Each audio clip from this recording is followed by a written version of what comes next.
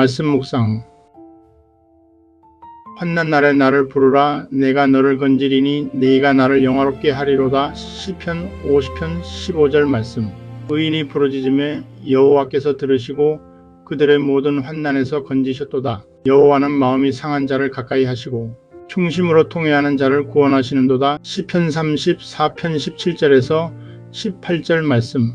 성도의 고난은 하나님께 더 깊이 나아가는 통로입니다. 기도는 고통 중에도 하나님 앞에서 부르짖었던 욥처럼 하나님을 영화롭게 하는 예배가 되며, 환난은 하나님을 의지하는 믿음의 증명입니다. 환난 날에 나를 부르라는 하나님의 명령은 성도에게 허락된 특권입니다.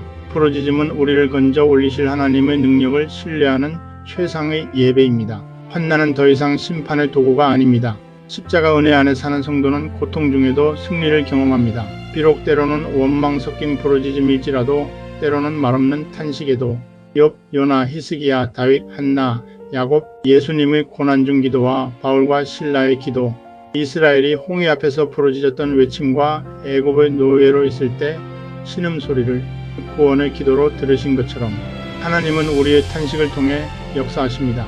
하나님의 주권과 구원하심을 인정하며 하나님 앞에서의 우리의 모든 부르짖음은 하나님을 영화롭게 하는 예배임을 기억해야 합니다.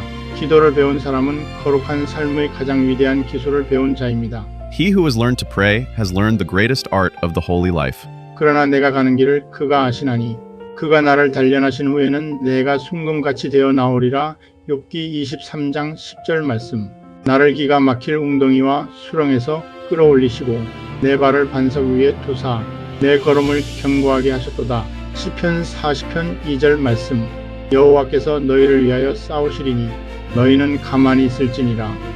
여호와께서 모세에게 이르시되 너는 어찌하여 내게 부르짖느냐. 이스라엘 자손에게 명령하여 앞으로 나아가게 하고. 출애굽기 14장 14절에서 15절 말씀. 이와 같이 성령도 우리의 연약함을 도우시나니 우리는 마땅히 기도할 바를 알지 못하나 오직 성령이 말할 수 없는 탄식으로 우리를 위하여 친히 간구하시느니라. 로마서 8장 26절 말씀. 너희 중에 고난당하는 자가 있느냐. 그는 기도할 것이요. 즐거워하는 자가 있느냐. 그는 찬송할지니라. 야고보서 5장 13절 말씀. 내가 여호와를 기다리고 기다렸더니 귀를 기울이사 나의 부르짖음을 들으셨도다. 시편 40편 1절 말씀. 여호와 샬롬.